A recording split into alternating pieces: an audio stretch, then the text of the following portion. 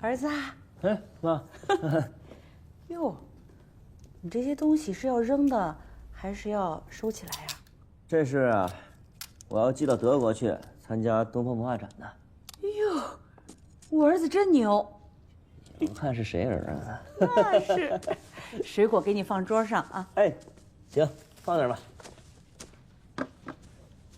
不瞒你说，你爸他自己也知道比赛不行，他想让你去，可是他又不能说呀。他也知道他跟你一说，你肯定不去。哎呀，就挖空了心思，这转弯抹角的还去开个会，你知道吗？那个会完了以后，我这心砰砰砰的直跳啊！儿子，今天咱娘儿俩推心置腹的在这儿说呢，你爸那个腰，他要是去比赛，万一折了断了，哎，再难听点瘫了，你说咱家的日子怎么过呀？他这后半辈子怎么办？你想过没有？他还想让我当他传人呢，我都应了。你当然得应了，咱家就你这一个儿子，你不当谁当啊？他爱传谁传谁。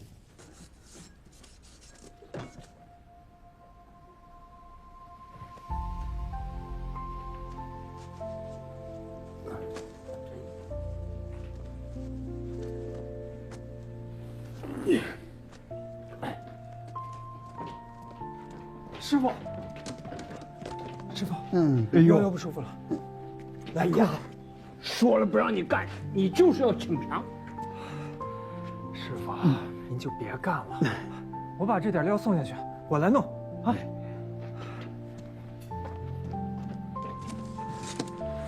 您歇着啊，等我回来啊。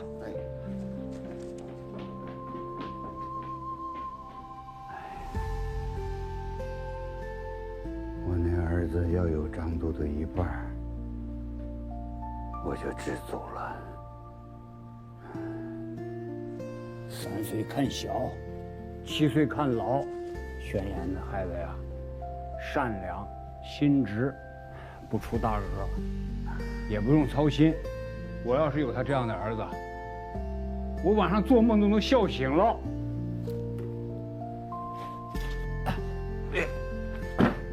宣言，你说这个宣纸是不是真的没有出路呢？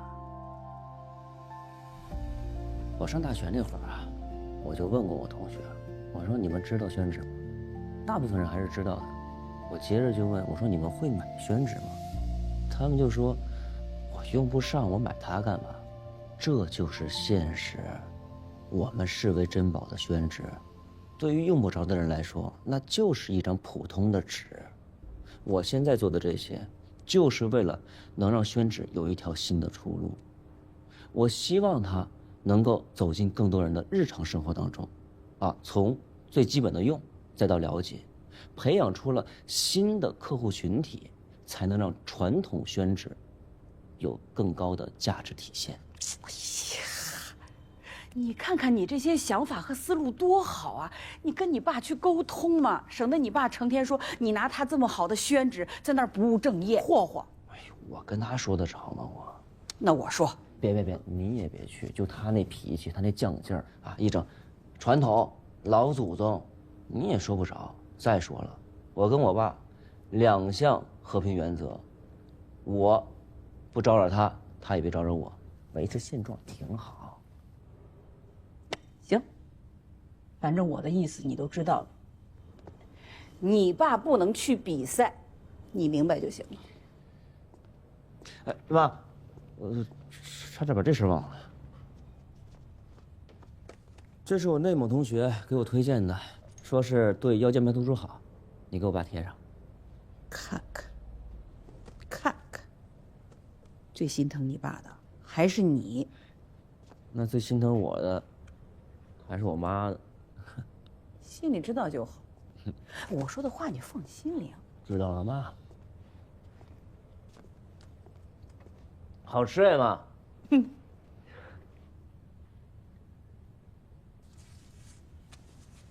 不当挺好的。挺好的。哎呀，你看看啊，谁最关心你啊？只有你儿子。他要是听我话，不给我闹别扭，我这辈子就知足了。他听你话，我儿子比你优秀，凭什么听你的？行了，起来吧，试试我给你买的护药。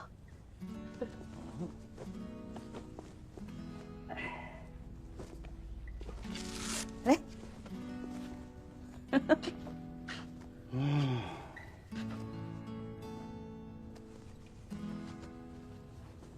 走走看。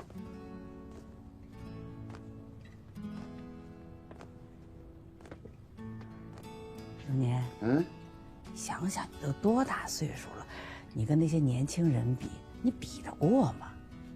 这回就算我求你了，咱不比了，行吗？哎呀，那个指王咱不要也行。你这个药膏真不错，你瞧瞧，我都挺起腰来了。你看，有劲儿。我告诉你，这次比赛我一定参加。我宣永年除了做纸之外，我没别的本事。但是这次纸王比赛，我不能输了。我这输了，那不是丢人现眼吗？本届纸王大赛隆重邀请了多位重量级评委，他们分别是国家级工艺美术大师沈国军先生、红星宣纸股份有限公司总工、国家级非遗传承人满城贵师傅、省博物馆书画馆首席专家钱聪教授、大雅斋文化集团代表、大雅斋桃花镇分公司总经理欣然女士。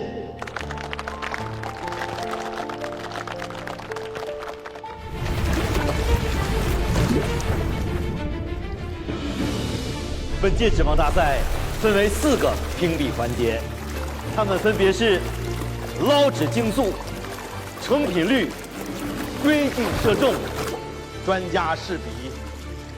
每个环节最高5分，最低1分，没有完成比赛者为0分。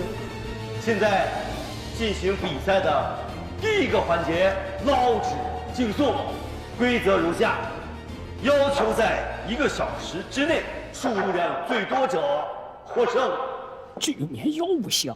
我宣布，捞纸比赛正式开始。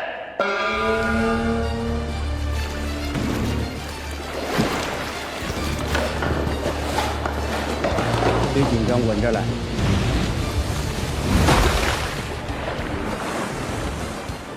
2人捞纸，长连主事，口诀是得手要紧，全凭手感定后果，把控纸的克重、匀度。抬帘的口诀是烧手要松，随行就市。1帘水靠深，说的是下水要深，铺底成型。2帘水过心，通过2遍水的叠加，让纸浆的纤维交错咬合，补心找平，最终控制纸张的韧性和匀度。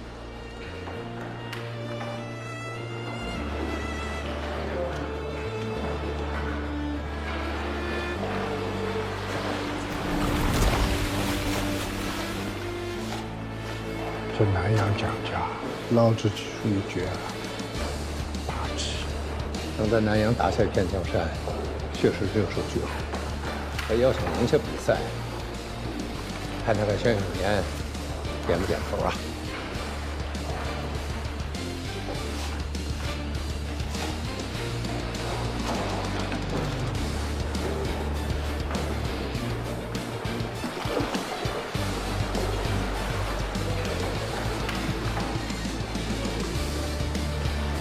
师傅，您的腰。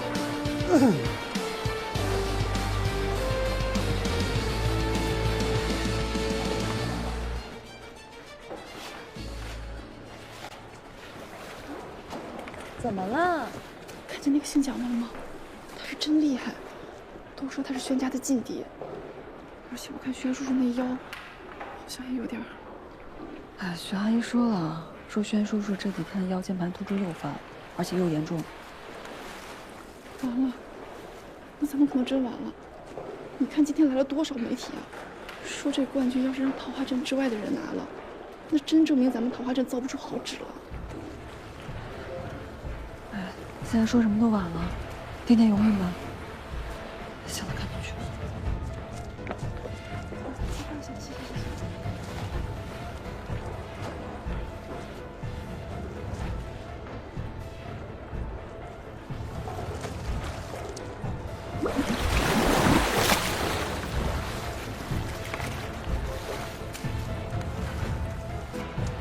我可都数着呢，我三叔至少比薛永年多10几整呢。你没想到你三还真挺厉害，在整个东南亚都算头一号，你以为呢？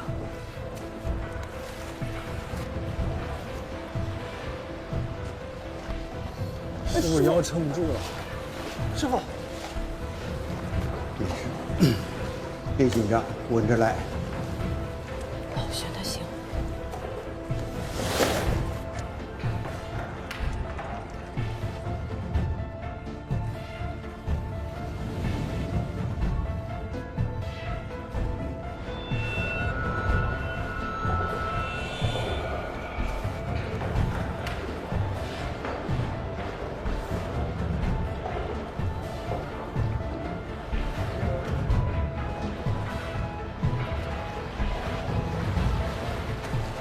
师傅，您是不是太刺眼？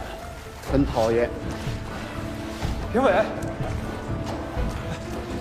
怎么了？领导们，能不能给我们换个槽子？这现在太刺眼了。没有多余的槽子了呀。不对呀，这不公平啊！张栋，就过来。师傅，快点！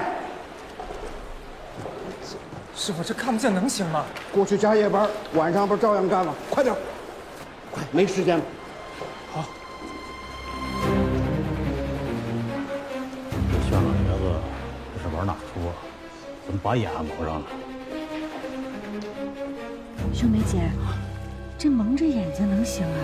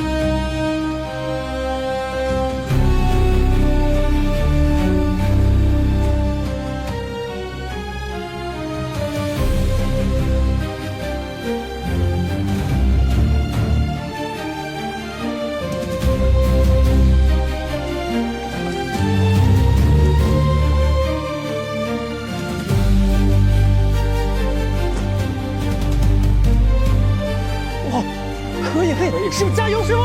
师傅加油！加油！厉害啊！老轩还是老轩啊，宝到位了。各位选手，加油！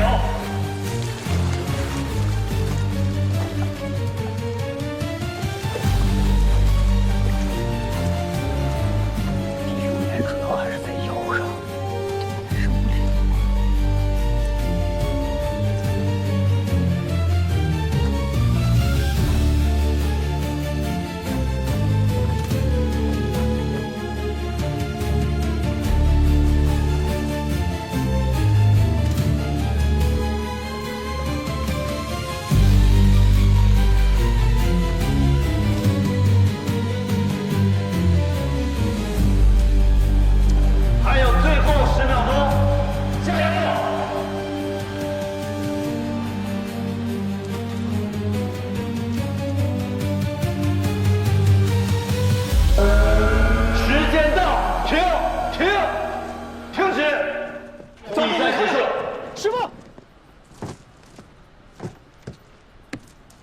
请各技术员到会务组集合。师傅，没事吧，师傅？师傅，快，椅子，哎呦，你慢点，师傅，师傅说慢点，慢点。来，喝点水。永年，没事吧？腰还顶得住吗？行吧。哎呦，慢点，师傅。腰怎么样？哎，咱走。哎呀，慢点。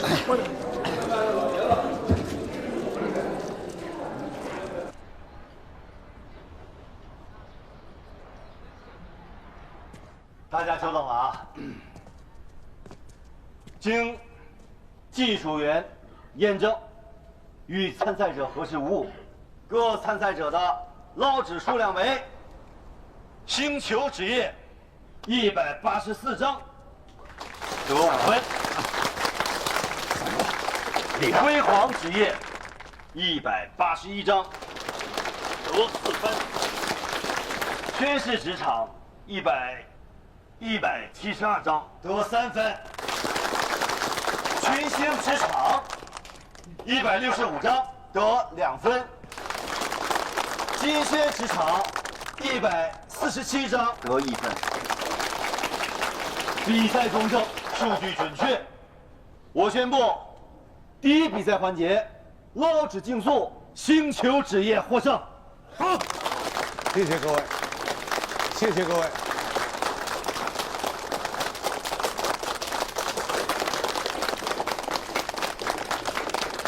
师傅，恭喜啊！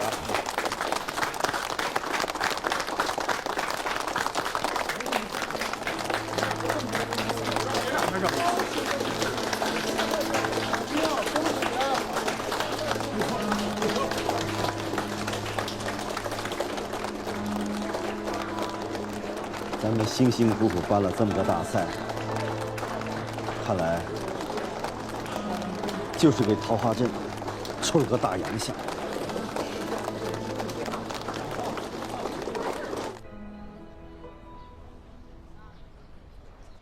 老薛，这事儿啊，主要就怪我。我要不是比赛紧张的吧，要不就我上了。你看看弄的。不怪你，要怪啊，就怪我这个腰不争气。哎呀，师傅，要我说啊，谁都不怪，要怪就怪那太阳。他比赛的时候不偏不倚，非得要照着师傅的眼睛，这不影响师傅了吗？哎呀，这才比赛的第1天，不怕啊。对，晒纸我来，不就是比个成品率吗？我保证啊，100张没毛病。哎，我也是这样说的啊。称重比赛咱们也输不了，按规定啊，6斤半1刀纸。就老轩这手艺啊，上下差不了5000。是的呀。对啊，哎，让庄家品去呗，论品质，比我师傅强的人还没生出来。哎，不能乱说。哎呦，我知道，师傅，这不是关起门来讲吗？关着门也不能说。轩师傅，晒纸啊，我跟老壳子打。你什么意思啊？有老公在这不选老壳子呀？哎呀，我们俩打呗。谁要跟你搭呀？讲什么你都听不懂，天天就知道惹人生气。你看。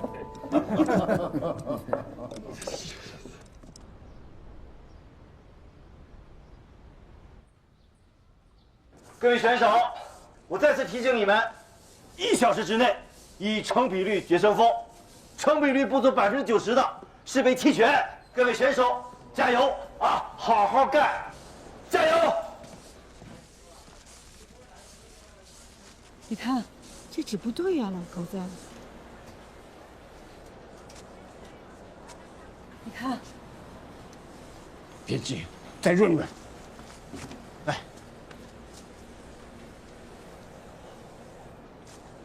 你看，这一转好几圈了。怎么了？怎么了？这管子有问题啊！对啊。来，我来试试。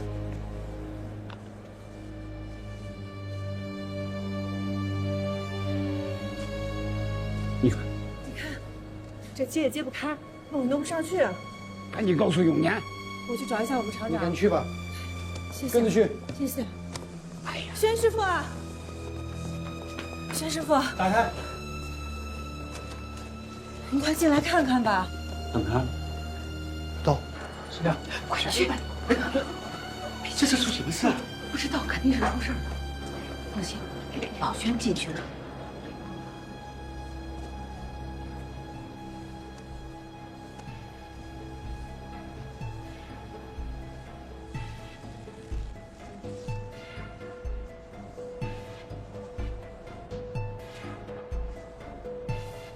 喷水壶呢？这是这儿呢。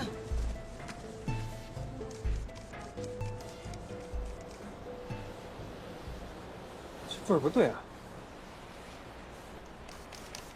来，怎么是粘的？有胶水。显然是有人在这喷水壶里做了手脚，加了胶水了。麻烦你一下，张杜和你一块儿到组委会去反映一下这个情况，快去。好，谢谢你。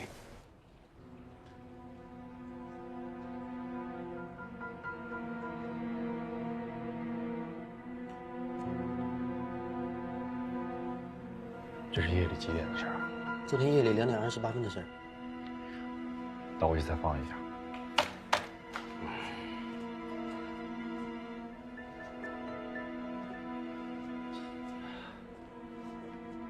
他在喷胶水，喷胶水纸就揭不下来了。厂里灯都关了，这画质肯定不行啊！这是谁啊？这也看不清啊！停。放。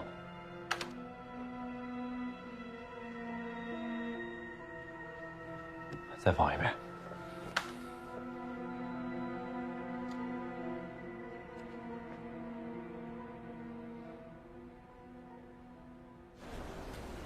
如果100张的成品率保不住，咱们的比赛资格都没了。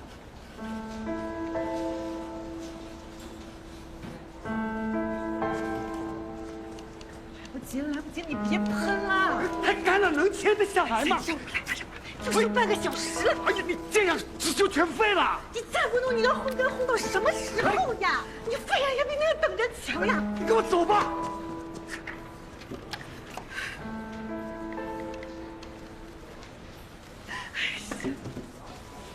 没，让我看看。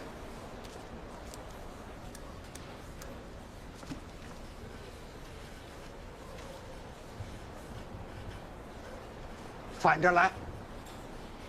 哦。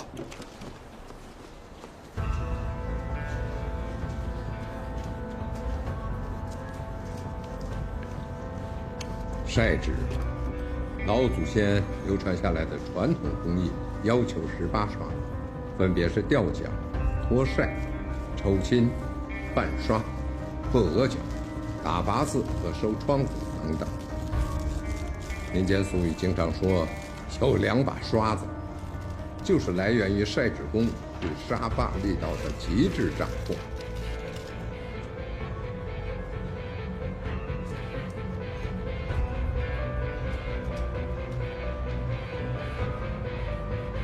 都住了 ，OK。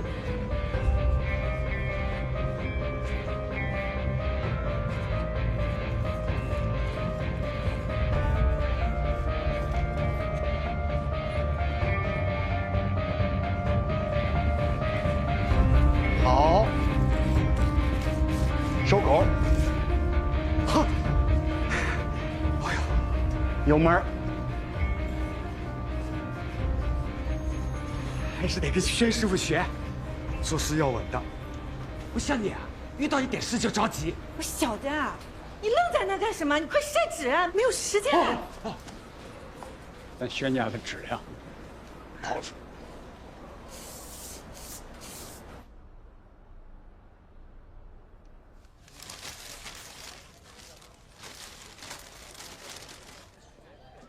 咱们赢定了。赢定了。现在进入称重环节，射中单刀纸6斤5两，分量最接近者获胜。现在称重开始。为什么设置比重环节？比捞纸的速度和晒纸的成品率不是重点，比接近射中才真正体现大师的水准。捞100张纸，100张纸一样重。规定6斤半就是6斤半，没有大师的水准，怎么做得到？云岭段氏6斤6两。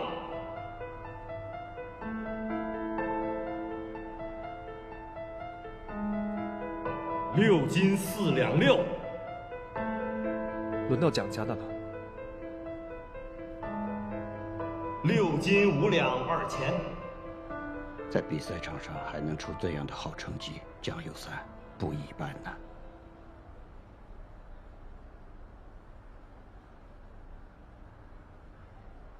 宣家宣永年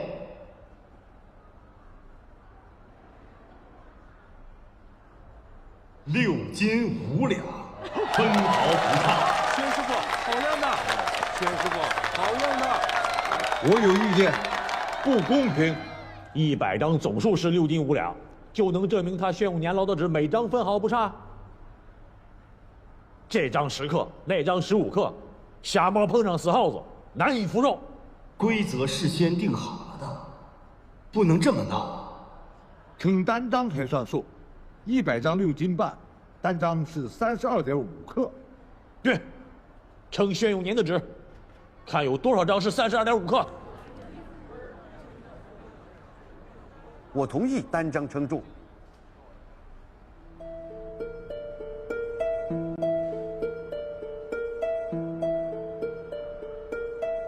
32.5克。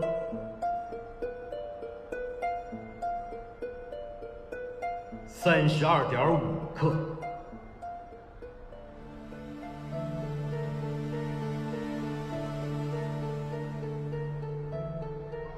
32.5克，32.5克，32.5克，32.5克，32.5克。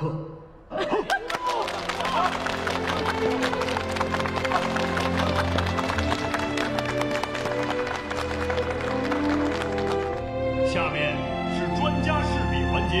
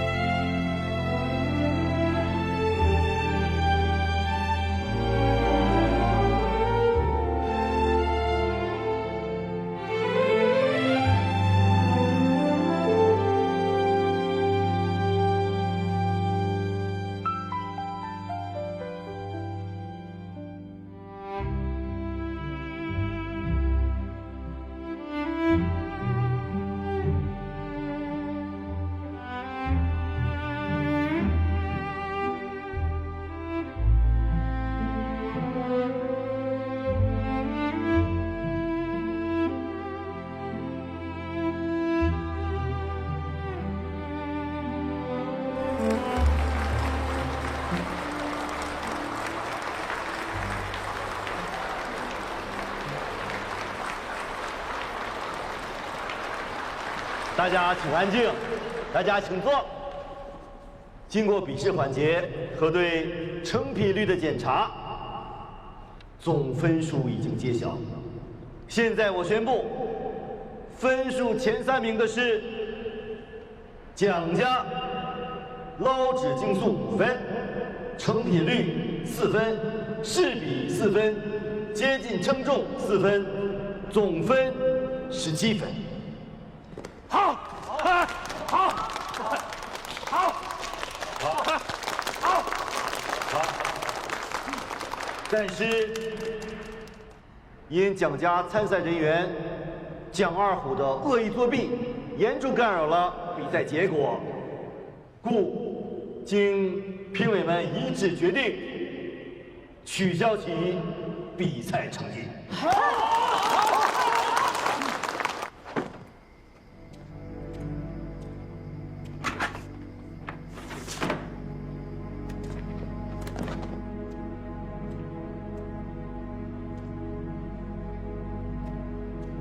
我知道他是谁，蒋二虎。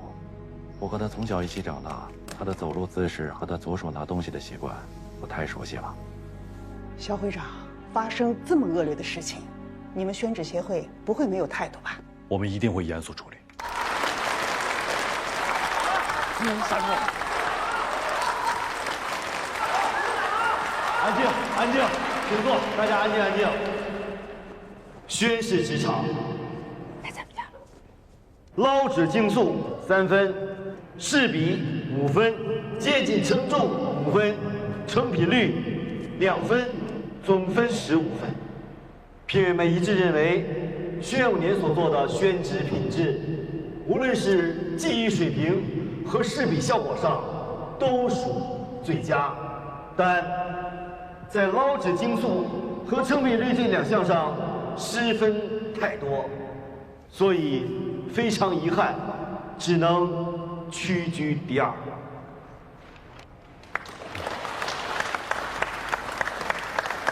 挺好的。肖会长的辉煌职业，捞指竞速4分，成品率5分，试笔3分，接近称重4分，总分16分。所以我宣布，我们最终的冠军，我们的指王是肖敏的辉煌职业。好，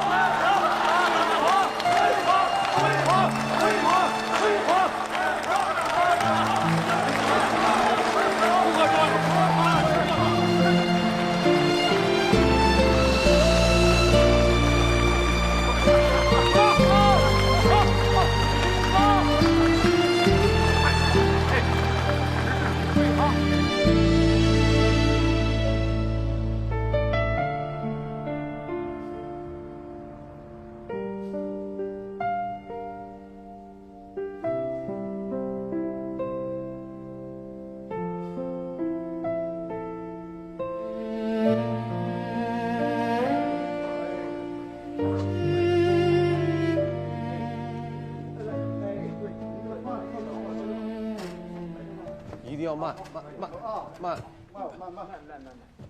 哎，好，接一下，哎，好，好，慢点，哎，好了，慢点啊，慢点。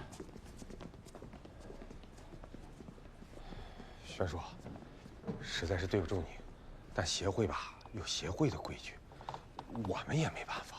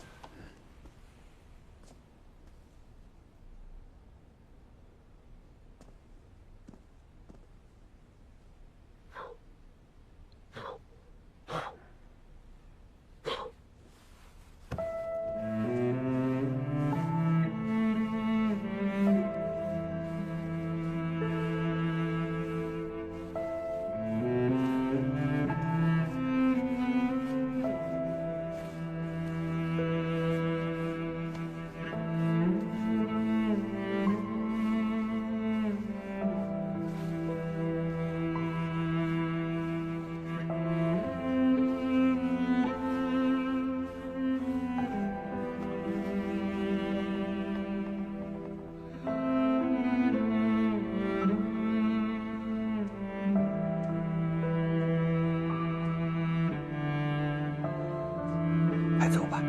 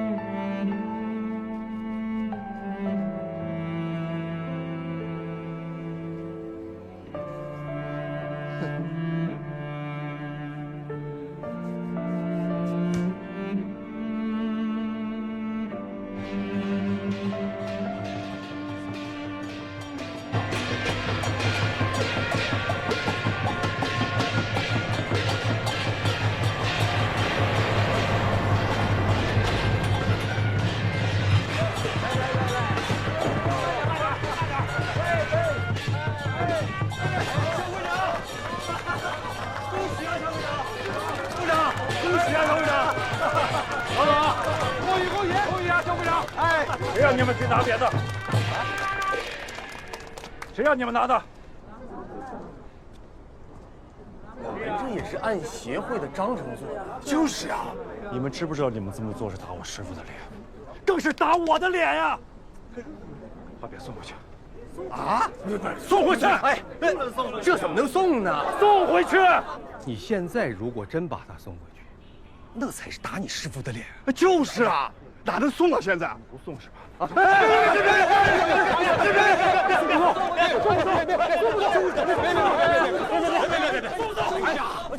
你要不要？我要，我一会儿拉倒你也是实至名归的指王啊，也不能年年都让宣家当指王吧？你得给兄弟们留口饭吃。我师傅靠的是真本事，你呢？我也是真本事啊，没我这点本事，你能当指王？你去！你这么还有理了？少说两句！别说，别！你知不知道蒋二虎？你给我师傅造成多大的损失？我和我师傅的窟窿怎么补？你拿人家当师傅，人家拿你当徒弟吗？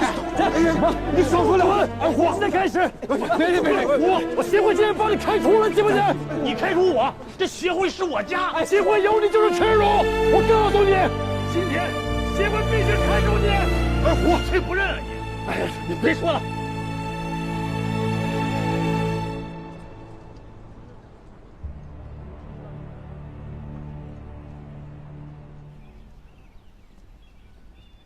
我们统计了网络全平台的数据，关于指王大赛的相关新闻和短视频，总的点击量达到了1亿次以上，为咱们桃花镇的宣纸产业和宣纸文化带来了一大波流量，起到了非常好的正面宣传效果。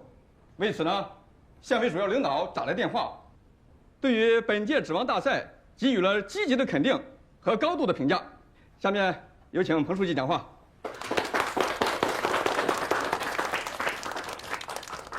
同志们，我们这次负面影响产生以后呢，我们镇的领导班子快速地做出了反应。想想我们从决定办指王大赛到指王大赛的圆满结束，我们仅仅用了半个月的时间。半个月啊，这次参赛大概上百号人吧。有。这么多人的交通、食宿、安全、宣传等等事无巨细。我们的林依然和他的小伙伴们干得很好，而且从结果上看，做得非常的漂亮。廖主任，这要是在以前，不大可能吧？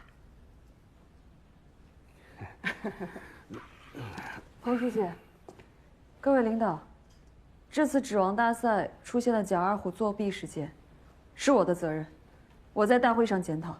这个态度还算端正。林然，坐下，坐下。当然了，从这个我们整个比赛的过程呢，确实出现了一些问题。我觉得这个事情，我也有责任。但是我今天想告诉大家的是，可能有些同志还不知道，我们在指王大赛开始之前，林依然这个小姑娘是跟我立了军令状的，我特别的感慨。我在想啊，如果说我们每一位干部肩膀上能扛得起这份责任和担当，有什么工作我们干不好呢？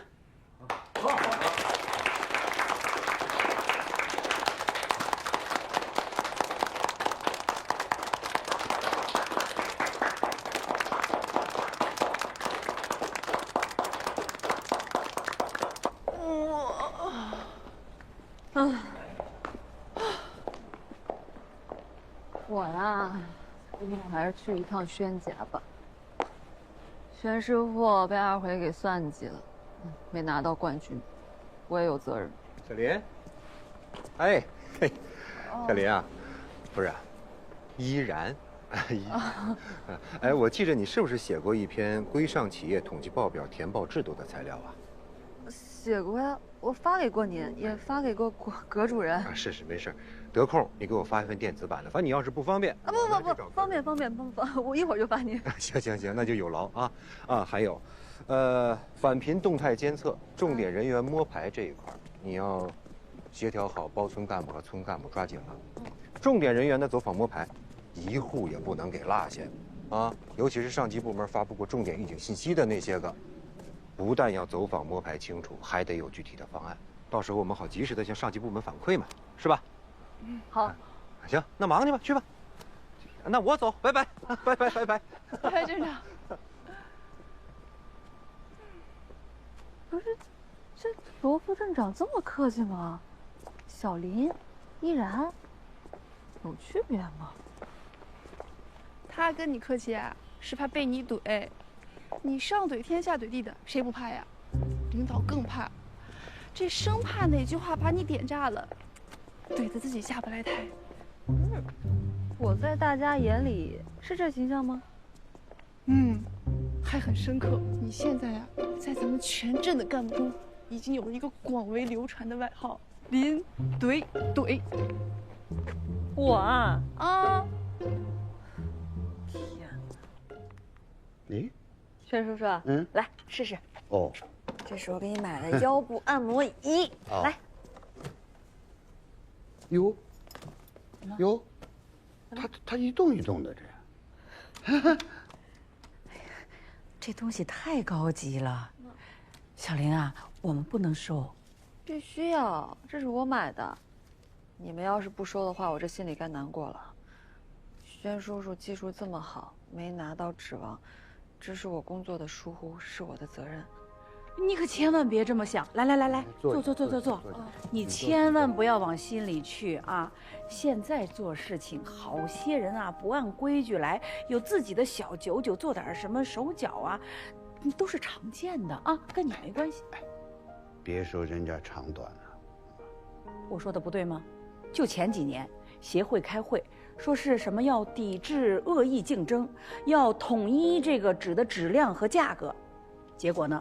就我们家这么做了，其他要不然偷工减料，要不然低价卖出，哎呀，稀里糊涂的把那些客户就弄没了。我们家这个呀，成天就知道干活，不知道看路。轩家走到今天，35代的人，上千年的路，都走过来了，我还看他干嘛？你看多了，想复杂了，你脚底下就会乱。所以说嘛。你就是一棵树上吊死，还觉得自己挺有能耐。轩叔叔，我感觉您这心态啊，就跟那好的宣纸似的，又柔又韧，洁白如玉。你怎么不说它又臭又倔呢？小林，哎，我让你看看宣纸的精品，你有兴趣吗？那太好了呀！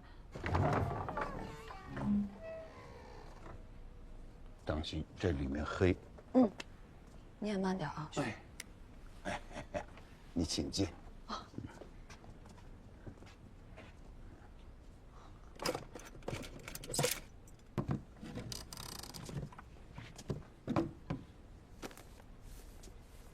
这是古代考试用的试卷，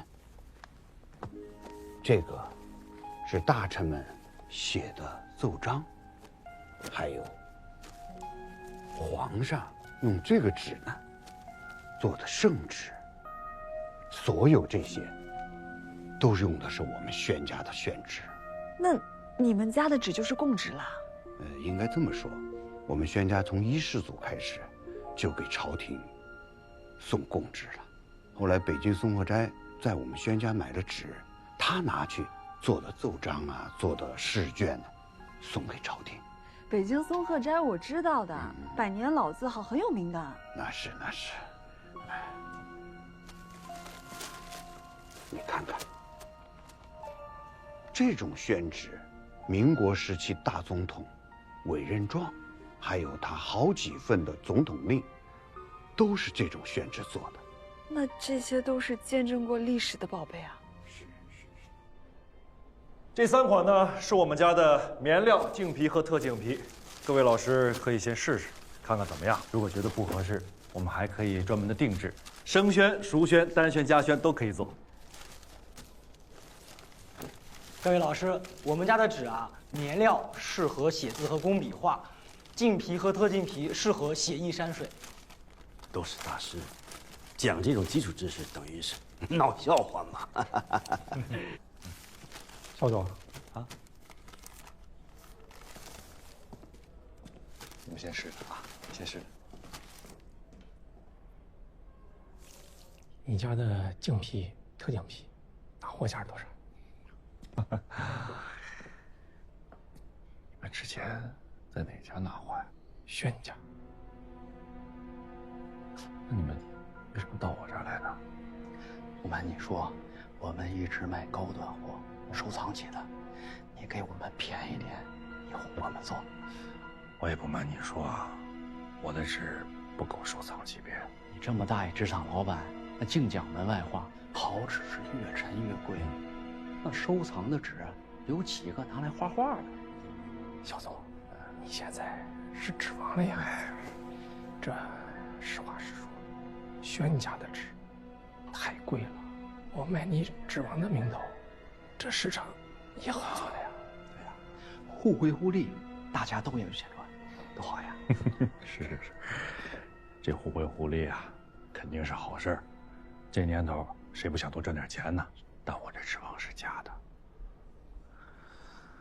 在我们桃花镇卖收藏级别的纸，只有轩家。我们做生意得有诚信，对吗？各位老师，试的怎么样？这2位买家呀，之前是在我师傅轩家买纸，今天特地到我这里来买，还请各位老师如实的谈一谈我这个纸怎么样？你这张净皮啊，我感觉墨音不够舒展。哟，润墨性好像是差了一些。我敢肯定，这团皮啊，肯定不会超过60%。选址我主张什么？选艺，不选形。怎么讲？很多书画家说我选生宣、熟宣、淡熟宣，选最适合我的，我能驾驭。我认为这个观点错了。你都驾驭了，纸的灵性怎么出得来？我认为不是驾驭，是互动，互动最好啊。你不是刚才说选艺不选形？不好意思，我忘了介绍了。我要向大家隆重的介绍一下廖山明主任，他是我们桃花镇著名的宣纸理论研究专家，他对宣纸的理论研究是非常的深呐。大家不要急嘛，听我慢慢讲。我刚才讲互动，就和选艺有关了。你比如讲齐白石，他注重笔触的精准，而黄胄却需要净皮、特净皮来支撑磅礴的创作能量。笔随心动，心随墨动，墨怎么动，还是要看纸。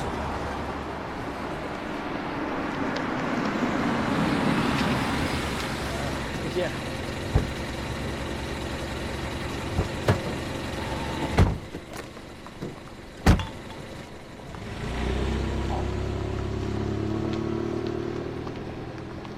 哎，什么？我的包呢？什么包？包和水杯呀。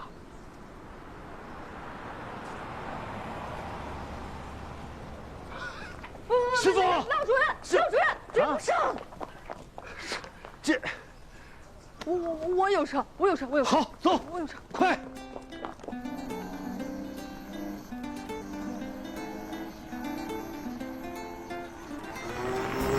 你能追得上吗？追不上也得追。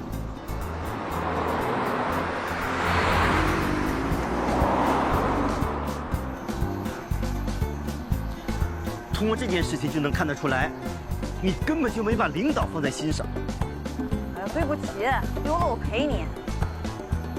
这不是赔的问题，这是态度问题。就你这态度，说明你根本就没有步。什么步？什么步？争取进步的步。那我不在乎这个步。你说什么？我把本职工作做好就行了，有没有步我无所谓。什么叫无所谓啊？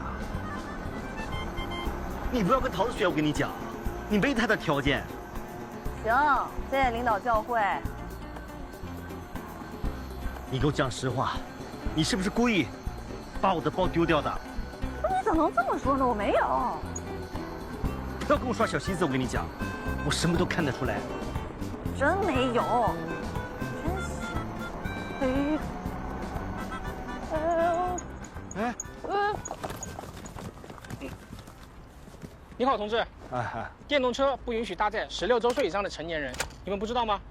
而且你还没戴头盔，必须接受处罚。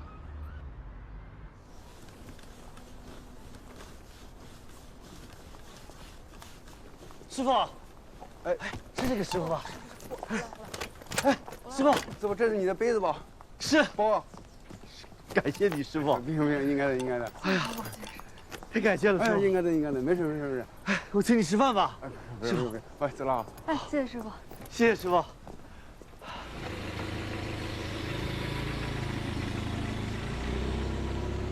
看看人家的觉悟。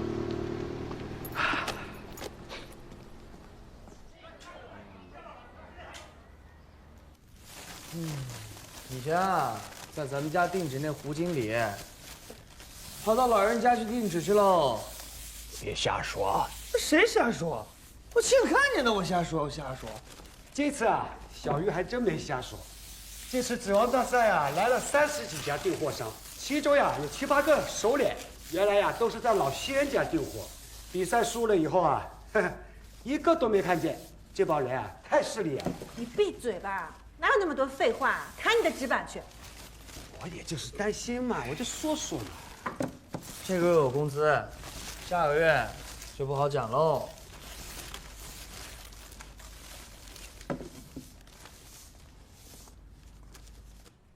书画协会那笔账还没到呢。你查了没有？我当然查了，昨天查了，今天也查了，没到。你查哪个账号啊？咱们家能有几个账号？就这一个账号。物流我也查了，1个星期以前他们就收到货了。不会不给钱吧？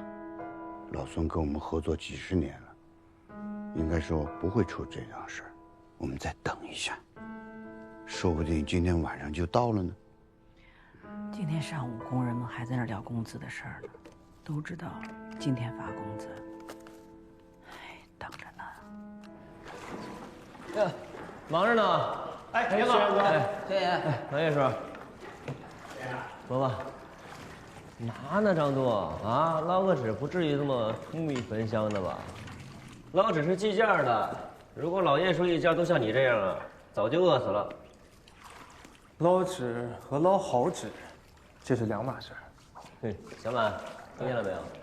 你得好好陪着大师，把纸给捞好了，得捞好纸。他呀，嫌我根气太钝，难当大宝。你要是不够虔诚，你看人家。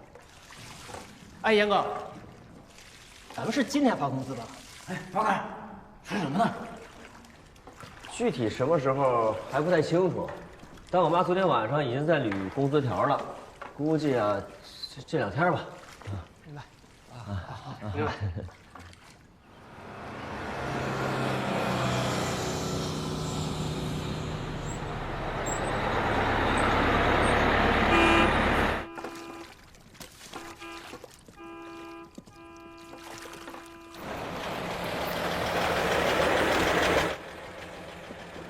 有病吧？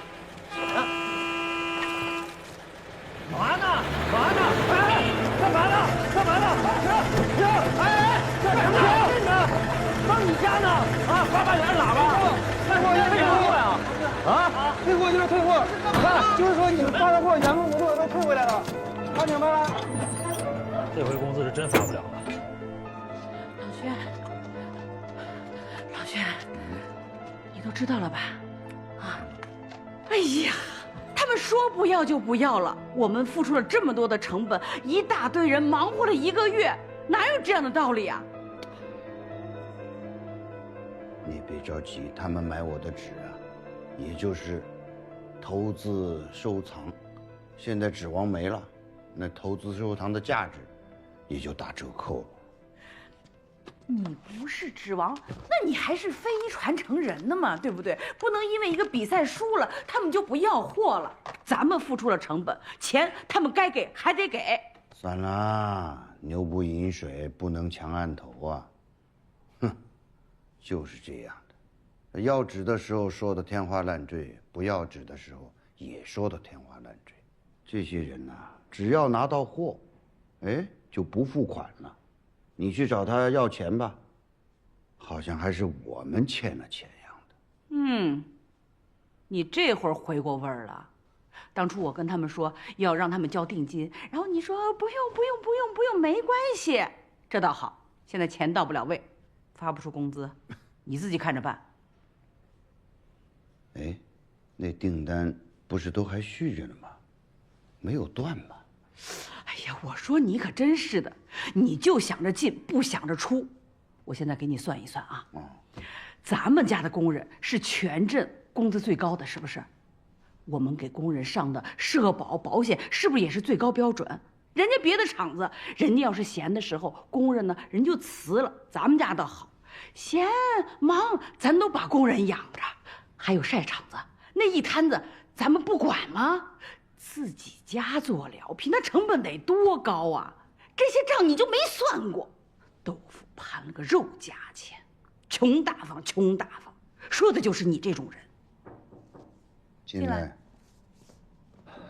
师傅，师娘，做潦草的老程叔来了。我说您病了，他说就是来看您来了。这是来要钱的。是这么回事儿。我家那个二姑娘山琴，这不是在省城里工作忙吗？哎呀，就怨我们两口子没给她带孩子。每一次回来，每一次都要怄气呀。我大女儿的孩子是我们俩给带大的，这老二没给她管，就心里闹意见。所以我们两口子就寻思着了，要不我们就进省城得了。但是如果这样的话，明年的这潦草就做不了了。我们这几十年的交情啊，我这话我真的不知道怎么说好。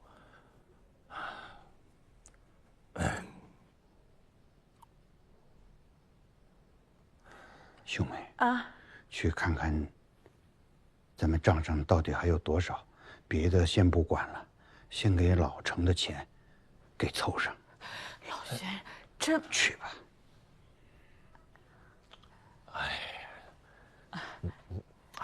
真难为情了。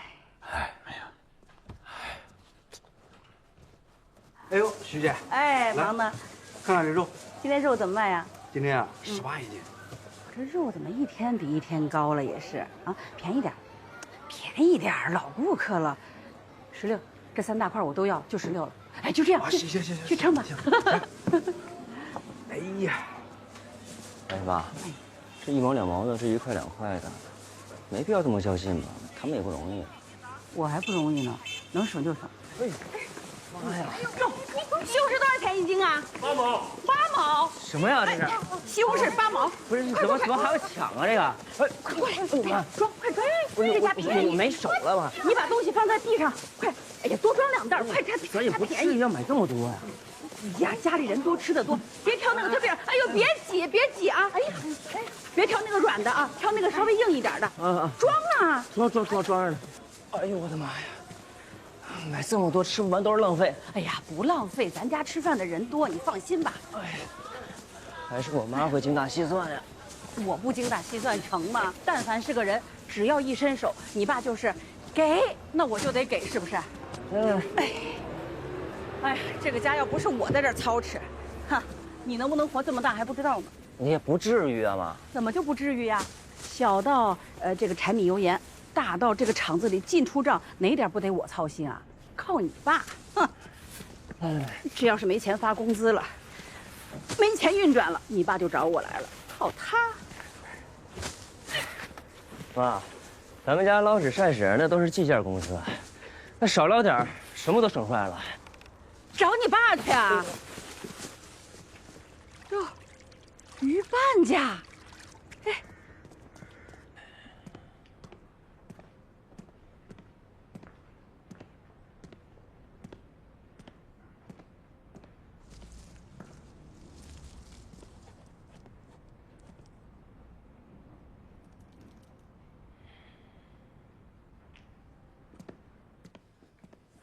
爸，妈，饭做好了，下来吃饭。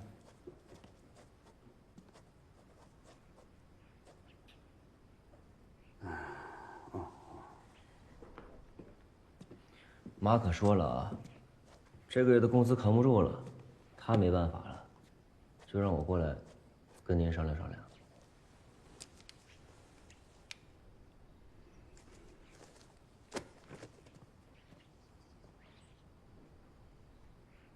你有什么好办法吗？那您让我说，我可以说了。也不是我说，是经营规律。咱们是做经营，不是做慈善，对吧？那工资发不出来，咱就撤一个槽子。那实在不行，就暂时先停一阵子。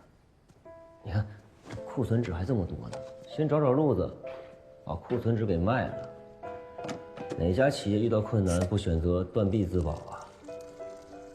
企业得先活下去，工人才有饭吃，才能保障这就业问题嘛。这也都是生存的基本法则。我们轩家的祖上有这样一个规矩，不能因为今年的境况好了赚了钱，来年的境况不好就不管工人的死活，把这些人给弄走了，那会让人寒了心的。你日后再想把这些人找回来，